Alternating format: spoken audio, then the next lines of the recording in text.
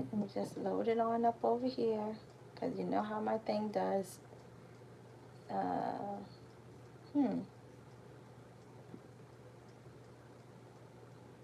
Okay. Alright, just want to make sure that it is good. So, I'm not gonna lie, I am tired. I don't know if you can tell or not, but I am tired. And I kind of don't want to do this tonight, but I made a commitment to myself, so I'm trying to stick with it. So, yes. So, I'm here. This is Black Breastfeeding Week. This is the 5th day.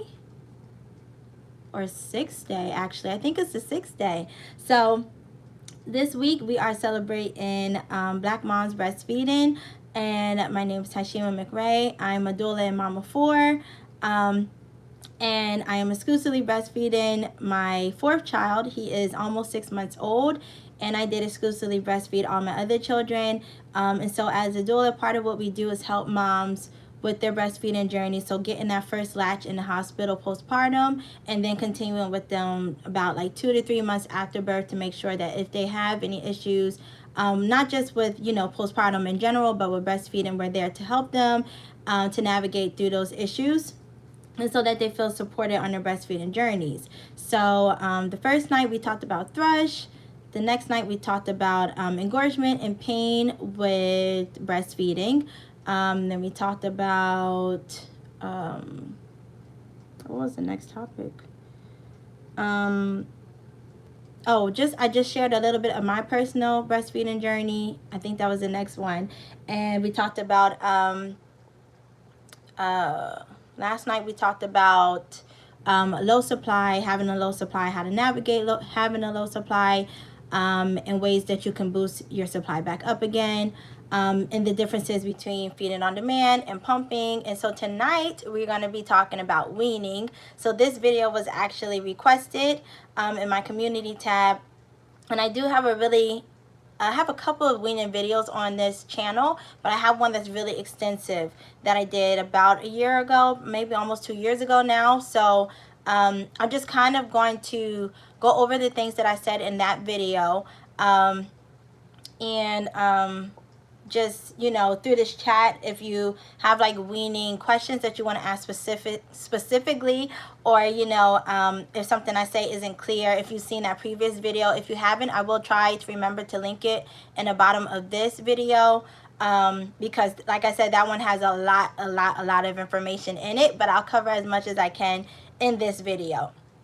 So yes, I have weaned 3 times before, and I feel like my my weaning process is fail-proof, but it's really gentle. I do practice gentle weaning, so I don't personally recommend going cold turkey.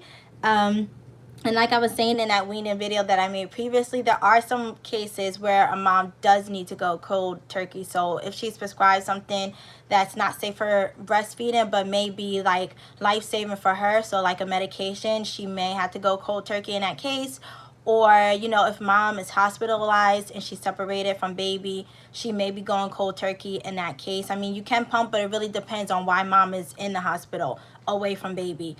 So there are some cases where you do have to go cold turkey, but I don't recommend it because, as we were talking last night, breastfeeding is supply and demand. So whatever demand that your body is set to as far as breastfeeding, your breast will continue to produce milk at those certain times. And so after a day or two of going cold turkey, you are going to feel really engorged. You're going to feel really backed up, and it's just not very comfortable, and it can lead to other issues. So I don't recommend that. I recommend going as slow as possible, and as slow as you're comfortable with for you and your baby. And so before I get started on some tips, I just want to say that babies, for their first year of life, their main source of nutrition is breast milk. So breast milk or formula. So they don't need, so before the age of 1, they're not weaning. If your baby weans before that time, it's usually a nursing strike, and there are some reasons for nursing strikes. I have a video about that here on this channel as well, if you want to check that out. But all of my babies so far have gone through nursing strikes before the age of 1. So that is completely normal as well. But remember, if it's before the age of 1, it's not them weaning on their own. They still do need some form of milk, whether that's breast milk or formula. But after 1, if you're ready to wean as mom, if your baby seems ready to wean, there is a gentle way to go about it. So for me personally, with Saya, she breastfed the longest, so that's my oldest. She breastfed for 16 months. And I just took it really slow with her. Now with her, I weaned because I was pregnant at the time, and I knew I didn't want to breastfeed both babies, when my second was born. So I weaned her in the middle of my pregnancy, or kind of at the end of that pregnancy. And I also wanted a break from breastfeeding before the next baby came, and kind of the same thing with my second. When I was pregnant with my second, I kind of did the same thing for the same reason. So I weaned the boys at 1, and I knew I wanted to wean them at 1. So I kind of started the process about like 10 months, when they were 10 months. But my first goal for me when I was trying to wean my babies is to make sure that they're sleeping through the night. Now, sleeping through the night is a developmental milestone that babies reach. So it really has nothing to do with weight. It has nothing to do with how they were born, or if they're eating table food, if they're not eating table food. It's really a developmental thing. So every baby reaches that at a different point when they're able to sleep through the night. So for me, my babies pretty much were still eating every 2 to 3 hours, even during the night at that time. And so I would just try to, and we did co-sleep also as well in the beginning, and we also room share until they're at least 1. So I just tried to work on sleeping through the night. So I just tried to make sure that they were getting all the breast milk that they needed and wanted during the daytime, and at nighttime I would try to comfort them in other ways so that they could sleep. Now, of course, in the beginning, if they're used to eating every 2 to 3 hours, they're going to be looking for that milk. They're going to wake up during those times. And you can, pick up your baby or hold your baby a little bit. You can, if you don't want to pick up your baby, if you feel like that's too tempting for you and for them, you can just gently rub them, let them know that you're there, but that they're not eating during the night. Like I said, it is a process. So I worked on that personally with my children for like a whole entire month. So it wasn't where I was like making them sleep through the night and then denying them food. Of course, if they really, really needed it, or if I felt like throughout the day they didn't get enough breast milk, or if I felt like, they're inconsolable, it was taking too long for them to fall back to sleep, then I would nurse them. That wasn't a problem. But over time, through the course of that month, as we practiced them sleeping longer and longer stretches, then they would be able to sleep through the night. With Saya, I went back to work 6 months postpartum, and I worked overnight. So before I would go to work, I would dream feed her. So she was already in the bed. I think I had to be in at 10 or 11 or 9. I honestly can't remember. But whatever time I had to be in at work, I would feed her 30 minutes before I had to leave while she was sleeping. And I do have a video also on dream feeds, because that really helped me and Saya out a whole bunch. And so while she was asleep, I would take her out of the bassinet. I would lay down, I would breastfeed her, and babies are just really, their need to suckle is really strong. So if you put your boob close to their mouth, they will suckle. And so that's how I did it with her. And then she would sleep all the way until I came back home in the morning. And then, of course, I would feed her like as soon as I got in the door. And that really worked for me and her. And with my boys, because, we were in a room, but I wasn't working overnights with them, I would just, try to console them, try to comfort them as best as I could. But if they were really, really hungry, then of course I fed them. But as the nights went on, as the weeks went on, they were able to sleep longer stretches of time until they were completely sleeping through the night. And by sleeping through the night, I would say at least like 8 hours at a time. So if their last feeding was like, let's say 6:50, because they used to have an earlier bedtime, well, when they were younger, of course. If their last feeding was like 6:50, then I worked up to the point of getting them to sleep all the way until about 5 a.m. or 6 a.m. I think that's about 8 hours. And then I would breastfeed them from there. So that was my first step when I knew I wanted to wean, was getting them to sleep through the night. That's the first thing that I tackled. And so after tackling them sleeping through the night, so okay, they're sleeping through the night, they're good, they're getting all their milk during the daytime. Then my next thing that I like to tackle was getting their feeding or nursing sessions down to 3 times a day. So breakfast, lunch, and dinner. Or breakfast right before like that evening nap, because at that point they had a consolidated long evening nap. Not evening, I mean afternoon nap. So right before that and right before they went to bed. So that did take a little bit of time. Like all of these things that I'm going to mention took me at least a week, sometimes up to 2 weeks, really just depending on the baby and how much I stuck to it. Also, it is raining outside, so hopefully I don't lose connection. It's like this really bad thunderstorm. So hopefully it doesn't go out. So yeah, so I would get down the nursing sessions to 3 at a time. Once I got the nursing sessions down to 3 at a time, and they were on a new schedule of, okay, now they're not eating at night not nursing at night during the night anymore, and now they're eating or breastfeeding only 3 times a day. Then I would eliminate one of those feedings out of the day. Now, also they were, eating solid foods by that point, so I introduced solids with most of my kids at 6 months. Because that's what's recommended. So while I was working on getting their feedings down or their breastfeeding sessions down to 3 times a day, they were eating food, to complement the breast milk as well. So they would eat breakfast with me. Usually that's like eggs or something. They would eat lunch and snacks. I like the little puff snacks that Gerber makes. I like some of the yogurt melts that they have. Those were like their favorite snacks. And then lunch could be, I don't know, anything maybe like leftover dinner that was small. Anything that I did give them was small enough for them and soft enough for them to eat. And then dinner was pretty much the same thing. Anything that we ate, they would eat as well. And then breastfeeding 3 times a day. So that was the next step for me.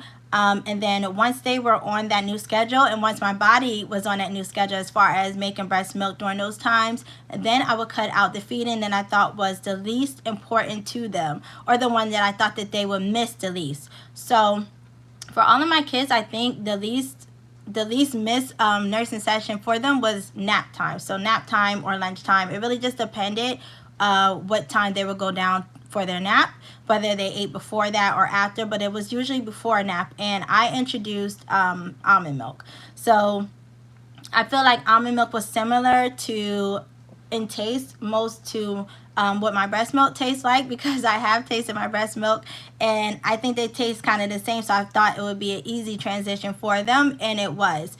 And because I don't use bottles, because I don't pump, I just decided to put the milk in a sippy cup, as opposed to like introducing a bottle and giving them a bottle and then knowing that I had to take it away once they reached 1, or once their teeth came in. So so got the feedings down to 3 times a day, and then I would cut the breastfeeding session for nap time / lunch. And instead of them having breast milk during that time, they would have a cup of almond milk. And I think I did, if I'm not mistaken, 4 ounces, probably 4 ounces to start. And they did have to get used to drinking out of, the sippy cup, because it's not the same as drinking out of, as drinking from the breast. But I didn't, of course, want to give them, like I said, a bottle or anything like that. So the sippy cup was the best next thing, and that kind of killed 2 birds. It killed 2 birds a stone. I'm not saying that right. That, what I'm talking about.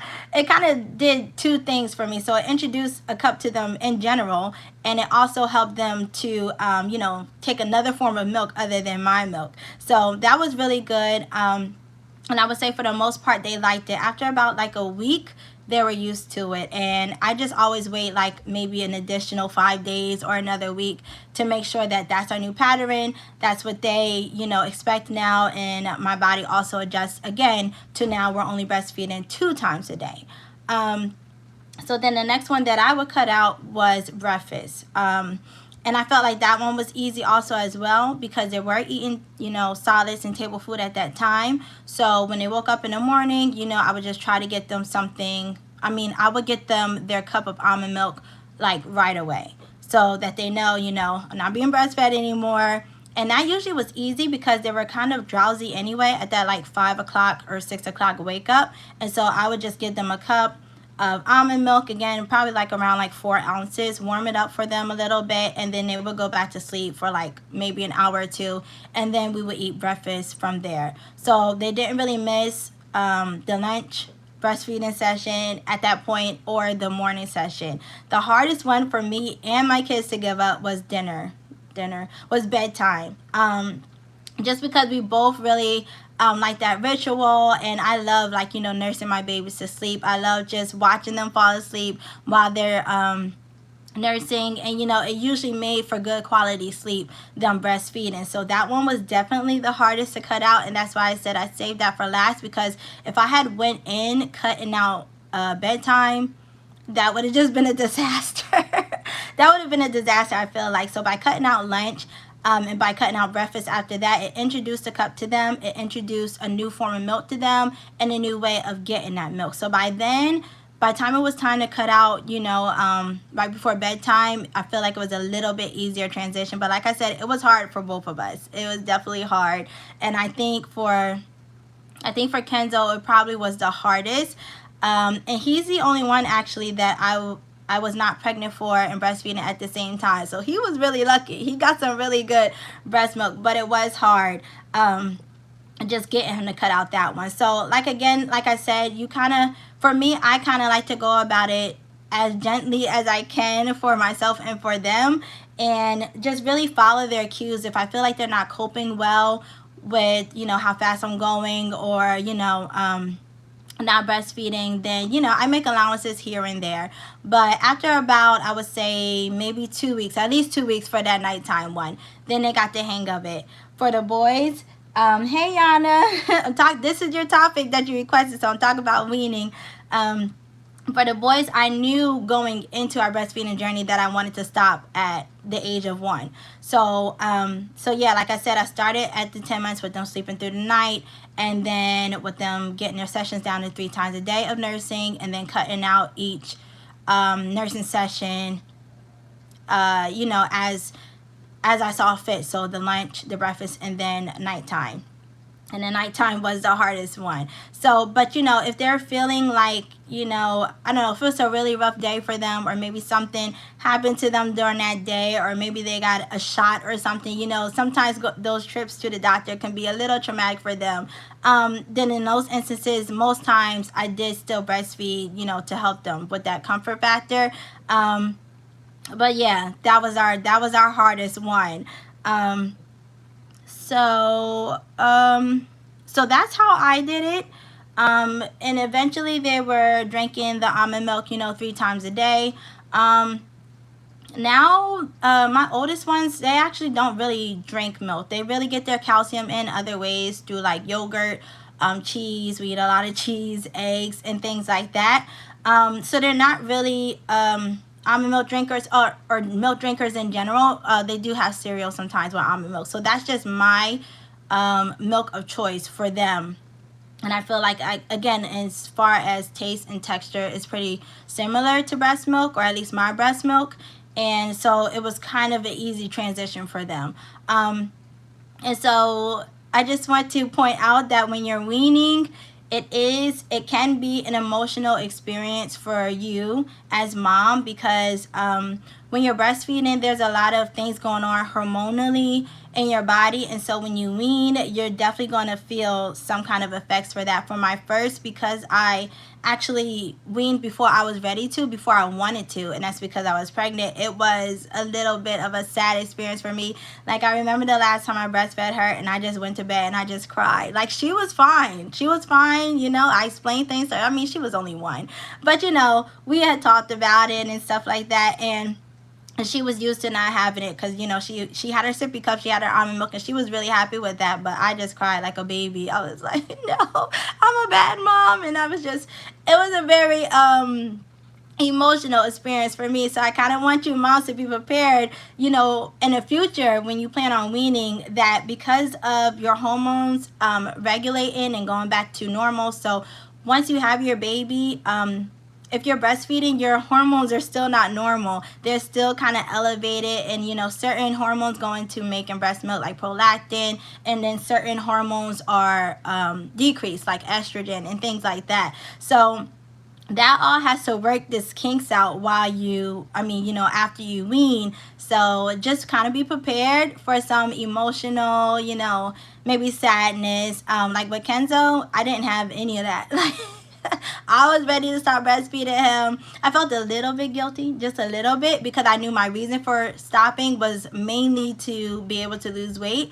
And like I said, my body just doesn't let me do that when I'm breastfeeding. So anyway, I'm still salty about it, but that was one of the main reasons why I stopped. But of course, you know, I wanted to go at least for a year with him, which I did. And so this time around, I don't know how long I'll breastfeed. That's kind of up in the air.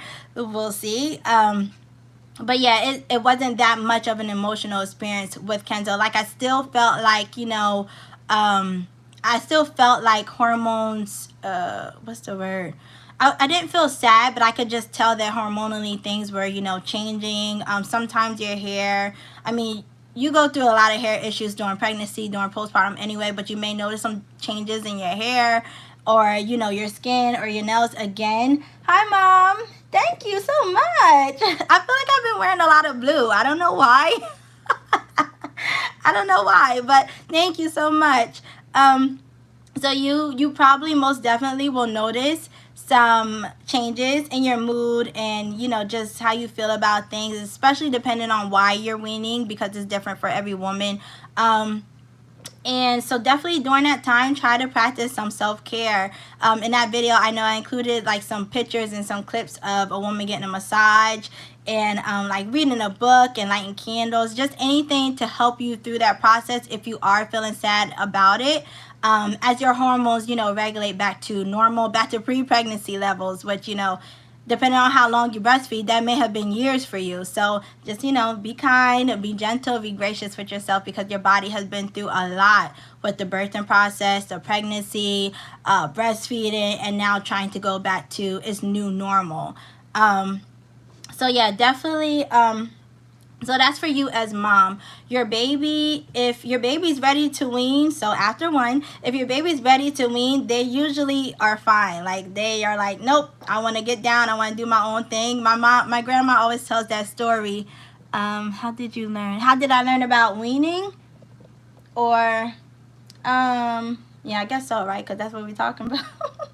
I research things. You know me, Yana. I will look it up. So I looked up a lot of stuff. I'm trying to say, I'm not sure if I read like this certain process. Oh, okay. I don't know. I feel like I kind of just went with the flow, or just went with what felt right as far as weaning. So like, even with the option of milk, like some moms may transition to toddler milk. There is that on the market. Or they may, you know, switch to whole milk. And I knew I didn't want my kids drinking whole milk, so that's why I didn't do that. So that's why I chose almond milk, because it was what I was drinking at the time. And it's what I still drink. If I'm drinking milk, it's going to be almond milk. As far as the Sippy Cup, I just knew that you could kind of introduce the Sippy Cup somewhere around like 6 months. And I thought that would be good because, you know, at that age, they're starting to learn how to hold things. They're starting to learn how to grasp things. And I was like, this would be great for them to not only get their milk, but to practice holding and grasping things. And it's something that they can do themselves. So that's why I chose the Sippy Cup.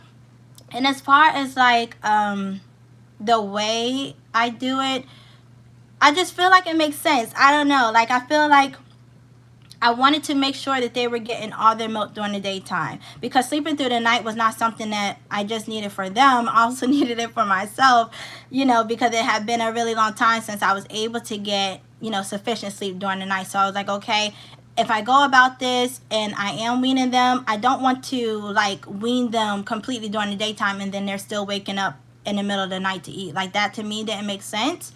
So that's why I started with this sleep overnight. And I think probably with Saya that helped me the most, because I needed her to sleep at nighttime. You know, I was given the option to pump at work, but it just wasn't a job that was like pumping friendly. And so I was like, okay, I know I had to be gone away from my baby. She is still sleeping in the middle of the night. So now what do I do now that I'm working overnight? So I think that's probably the reason I chose to go that way, was say it, and then it just seemed to make sense with the rest of the kids. And it seemed to be the easiest thing to do, was to cut out the night feedings and then work on daytime. And so yeah, so for baby, so for mom, just expect some mood changes. And for baby, you know, if baby's ready to wean, they probably won't have any, you know, any changes as far as mood or, you know, temperament with weaning. But, you know, if you have to wean for a certain reason, you may notice that they just need a little bit more comfort for you.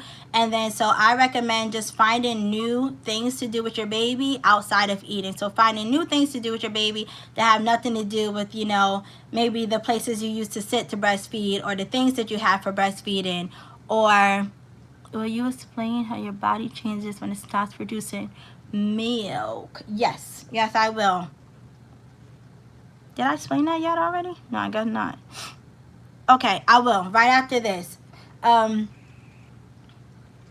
Did I? Oh no, I didn't, because there's some more tips that I want to give about, you know, after you wean. So after your baby has had their last breastfeeding session, what you need to do as mom. But yeah, just for babies, does it hurt, and how long does it take for it to completely stop weaning? It doesn't hurt. Okay, so that's why I say I practice the gentle weaning, because if you go gently, you know, if you let your body adjust to a new feeding schedule for you and your baby, then it won't hurt the weaning process itself. You will notice, you know, some fullness in times where you would have breastfed your baby. So when we were working on sleeping through the night, whenever they, you know, didn't get that feed, of course sometimes, a lot, I mean, like almost all the time, you and your body's baby, you and your baby's body are connected. So if your baby starts crying for like an extended period of time and you don't get to them, then your milk will let down, and, you know, you may feel yourself leaking, and you may feel, you know, your breast get really full with milk, because your body's letting you know, hey, the baby's hungry. So your body does take some time to adjust to that, and you will feel a little bit full at first, but if you don't do it too fast, it won't be painful, it won't be like engorged, but it will fill up during the times that the baby normally eats. So that's why I said I did almost every step at least a week. So at least a week before I moved on to the next step, and for most times it was like 2 weeks. So for them sleeping overnight or them sleeping through the night, we worked on that for like a whole entire month. So it gave my body a whole entire month to go from a baby eating every 2 to 3 hours to sleeping, you know, 8 hours at a time, or sleeping all the way through 8 hours without eating. So that's why I recommend doing it gently, because if you do it fast, it will hurt, because your breast will fill up with milk every single time. And I also don't, if you're one of those moms who don't pump, I don't recommend pumping to help alleviate, you know, your breast filling up or whatever, because then you're still signaling to your body to produce milk, even if it's a little bit. Like I don't recommend it. If you're trying to wean, just try to let your body do its thing. It will catch up eventually if you go slow enough. So it didn't hurt me personally to wean. And what was the other part? How long does it take for you to stop? For me, the process was 2 months. Well, okay, no. The weaning process, we worked on that for 2 months. And I would say up to 3 months after the last time we breastfed, I still was leaking milk every now and again. Like Kenzo, whenever he would like cry, or whenever he would be like, I don't know, like really upset or something, I could feel like milk coming out like 2 to 3 months after we had stopped breastfeeding. So yeah, it does take a while for your body to completely stop producing milk, and that's why some moms are, you know, find that they're able to relactate if they, you know, stop breastfeeding for whatever reason, but want to pick it back up again within a certain time period, because your breasts never stop making the milk anyway. 3 months, yep, it was so funny, because I don't remember experiencing that with Say or Matthias, but Kenzo, when he would cry, like, so I weaned him in November on his birthday, November 15th. In January, if he would cry too loud, or like say I was downstairs and he was taking a nap and he would cry to wake up, I would feel my boobs still leaking. And that was crazy to me. But yeah, it still did make milk. I would say dry up completely probably 6 to 9 months. I would say, yeah, if you put a baby on during that time, you're going to start signaling your body to start making milk again. So yeah, when it comes to you and baby, because you spend so much time breastfeeding, and you may be in like a certain area when you breastfeed. Like for me, I put away breastfeeding things, so I will put away whatever, like breastfeeding blankets or whatever, or breastfeeding right? Isn't that crazy? The body is crazy. It's amazing. It really is amazing. But yeah, that Kenzo was something else. And like my breastfeeding pillow, I will put that away. Just anything that will remind me or the baby of breastfeeding, I try to make sure that was out of sight. And then as far as routine goes, just try to change that up a little bit. Because, hey Esther, how are you? Because again, I didn't want them to associate certain things with breastfeeding. So I'm late. What are we talking? We're talking about weaning tonight. So we're talking about weaning. Weaning from breastfeeding. So when you're at the end of your breastfeeding journey, or you decide to stop, or your baby decides to stop, how to go about that, and things to expect when you are weaning, you and your baby. So yeah, just trying to change up certain routines. So if you nurse your baby to sleep, maybe instead you'll read a book to your baby, or you'll hold your baby and maybe sing their favorite song. Or with my kids, we pray at nighttime. So we did that as a part of our routine anyway. But when you get all the other kids involved, or at least for me, because I have more kids, but if you get the other kids involved, they kind of forget that, hey, I'm supposed to be nursing now. For Kenzo, when I was, he had his last breastfeeding session, and I just put him right in the bed. And so the next night after that, I didn't even put him on my lap. I just had him right next to me, and then I would read, and then we would pray, and then I would put him in the bed with his cup. So always make sure that he had his cup of almond milk, so he didn't even have to try to force the issue as far as breastfeeding goes. So that's how we did it. If you have if your partner is around, and there's certain things that you did maybe during bedtime. I always say bedtime because that was the hardest one for us. But during bedtime, if you did nurse to sleep, or that was part of your nighttime routine, you can have your partner be the one to give the baby whatever form of milk. Or even when you're introducing it at the beginning of the weaning process, you can have your partner do it. Because I know a lot of times if baby has seen you as their food source, all this time, it's a little bit harder for them to maybe take a bottle from you, or take a cup of something else in a bottle from you, or whatever. So if you have your partner do it, or have someone else do it, your baby is a little bit more likely to go along with it. So having someone else do it, in those cases where you have someone else there, and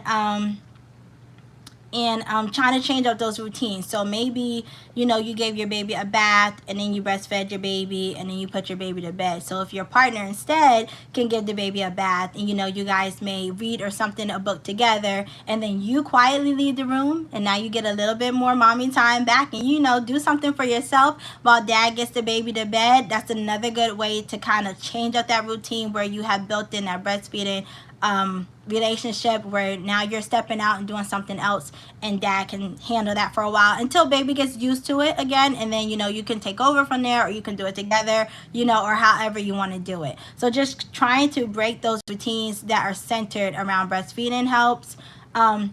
I know for me, a lot of times if I sat on the floor, my babies thought it was time to eat. So I would have to consciously not sit on the floor with them. I would have to sit up on a couch or somewhere where they couldn't reach me as easily. I also remember mentioning in that video just changing the clothes that I wore around the house, because a lot of times I would just wear my maxi dress or whatever, and that was easy to breastfeed in. But when I was weaning, I would wear something not as friendly. So a turtleneck, a boat neck top shirt. It may seem extreme, but it just would discourage them just a little bit from focusing on wanting to eat, just because it wasn't as easily accessible to them because of the clothes I was wearing. So that helped. Yeah, and finding other ways to bond. So, like I said, maybe instead of nursing to sleep, you can do like bath time and reading time. And maybe this is the perfect time to teach your child something new. So maybe their colors, it really does depend on how old your child is, but teach them something new while you're kind of taking something away from them, so they have something fun and new and exciting to look forward to. Maybe you can buy them like a new toy or something like that and say, you're a big boy now, or you're a big girl now. And just different things like that to increase bonding in other ways outside of, just the breastfeeding. And then distraction. When all else fails, distract.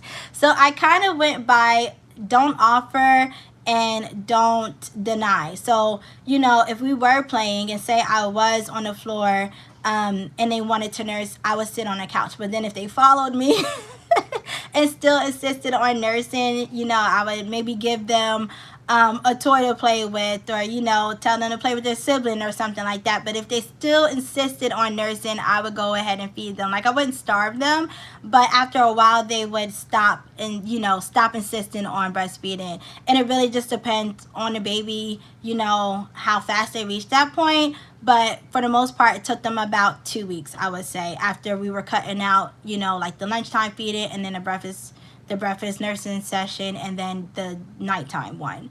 And so for you as mom, when you're done weaning, so after you've had your last breastfeeding session, for me, what I like to do was add cabbage leaves to my bra, and that really helped me. I just feel like, well, I actually read this one. I got this from a lot of tips online when I was trying to go about weaning, because I didn't want to experience that discomfort and just that engorged feeling, because those first 2 to 3 days after you completely stop weaning or after you completely stop nursing, your boobs still fill up. Now, by that point, if you did it the way I did it, it's only used to feeding a baby 1 time a day. So for me, that was at nighttime. But after 2 or 3 days of not feeding a baby that 1 time a day, even then you'll still notice your breast feeling really full. And so cabbage leaves are recommended because they have some kind of enzyme in them that actually draws milk out of the breast. It's so amazing. It's just so amazing, the stuff that God has put on this earth for us to naturally use, and that works for different instances. So I would buy me a big head of cabbage. I always got the green one, but I'm not sure if it depends. I mean, if it matters if you use the red or whatever. So I always got the green one, and I will put it in the refrigerator. And then the morning after, our last session, I would, put my bra on and just put the cabbage leaves right over. So like a big one though, not like a small. So maybe like the size of this paper or so.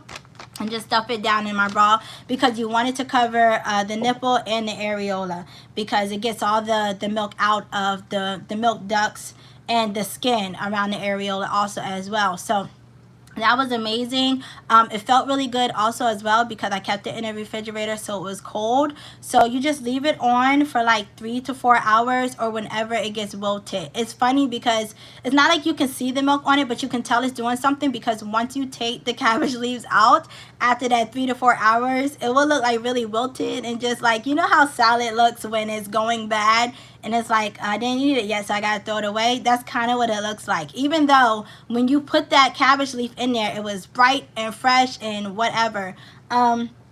You don't really have to wash it. You don't have to wash it before you put it in there. That's really up to you if you want to. But I would just take it straight from out the refrigerator and put it right in my bra. And it just felt so good. It gives you instant relief, as your body kind of, regulates again to not producing milk. And yeah, I did that for at least 3 days. And I felt like that helped. And then after the 3rd day, I didn't really need it, and I probably did it for like a 4th day just to make sure. And like I said, it doesn't dry up the milk completely. It just kind of really helps with that discomfort, and it does take some of that milk out of your breast as your body's regulating to not feeding a baby anymore. So yeah, I definitely highly recommend the cabbage leaves. It worked wonders for me. I did that every single time, and it's great. Like, at the end, I probably used all of the whole entire head of cabbage. So you're not wasting money, because cabbage is really cheap. And yeah, every 3 to 4 hours, put a new one in there. and it just feels so good. It feels so good. And I did it night and day. So if I would get up in the middle of the night, or I put one on before I went to bed, if I woke up in the middle of the night, I would just run downstairs and insert new cabbage leaves. So that really helped. And then, yeah, like I said, practicing self-care during that time, because it could be a little bit of a emotional, it's a rite of passage, because obviously every child will wean at whatever age you decide to wean, or your baby, you're comfortable with stopping breastfeeding. But it is something to be missed a little bit, once you're done. So definitely practice your self-care. If you can go get a massage done, go get that done. If you want to commemorate your breastfeeding journey. So I know they have like breastfeeding jewelry, and I know we don't wear jewelry per se, but maybe you can get like a hairpiece done, or like you can get a little, I've seen some really cool ones, but like you can get it in a frame or something like that, just something to commemorate it. And I definitely want to do that this time around. So I gotta make sure that I look that up a little bit more. It can be a little bit pricey, but I definitely want some breast milk, something, whatever I can get my hands on. So yeah, you can do that as well. And just remember that your hormones are regulating to pre-pregnancy levels, which it hasn't done in a really long time. So you have to really just try to keep that in mind. You may have mood swings, you may just feel sad sometimes because, just because of the hormonal thing. You may actually be sad about it, but I promise you, your baby will adjust, you will adjust, your body will adjust, and you and your baby will find other ways to bond. So it's a beautiful journey, and you may miss it once you are finished, but just be happy that you did it. Be happy that you were able to provide that breast milk for your baby, and now you and your baby are learning something new. So I think that's all that I have for this video. He killed me. He gonna get his way in the video anyway, anyhow. And I know he sleep, but some of the kids do talk in their sleep. So yeah, I think that's all. I like to do it gently, as gently as possible. This time I'm going to go at least to a year, so I won't be starting the weaning process around 10 months. So we will see exactly what happens. But whichever way or however long I do breastfeed, it still will be the same way, working on nighttime sleep first and then tackling daytime breastfeeding. So yeah, I think that's it. We have one more day left, you guys. I'm so excited. One more day. And I do have that topic in mind. You talked about pads. What kind of pads, Yana? Breast pads? Are you talking about breast pads or pads?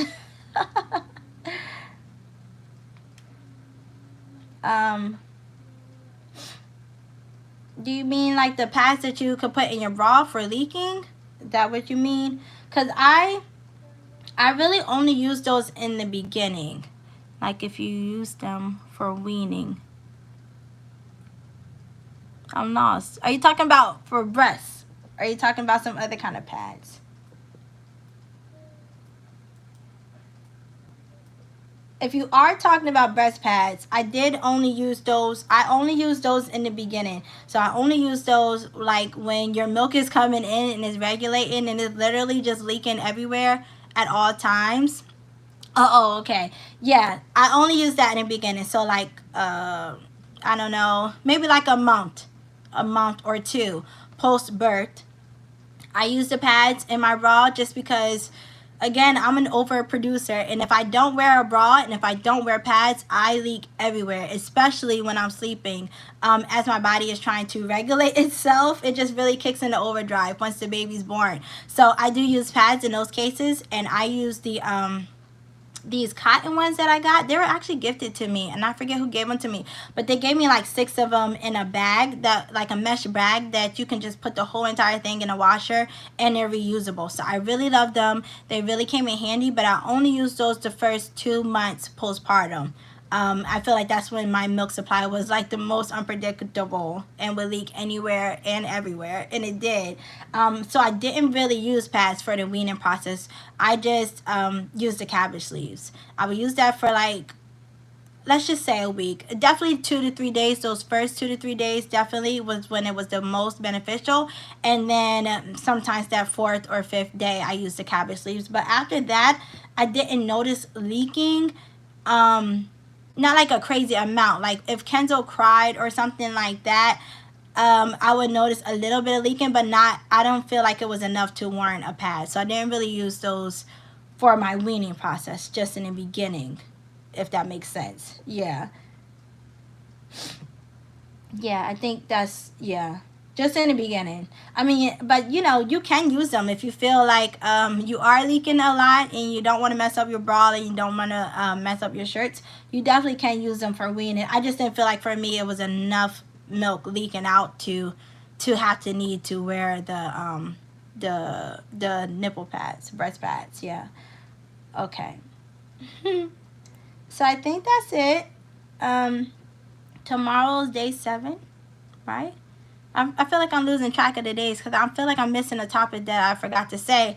But anywho, tomorrow is our last live, and it's a good topic. So I hope that you stick around and watch. I hope that you like this video. And subscribe if you're not subscribed already. Actually, my giveaway's still open.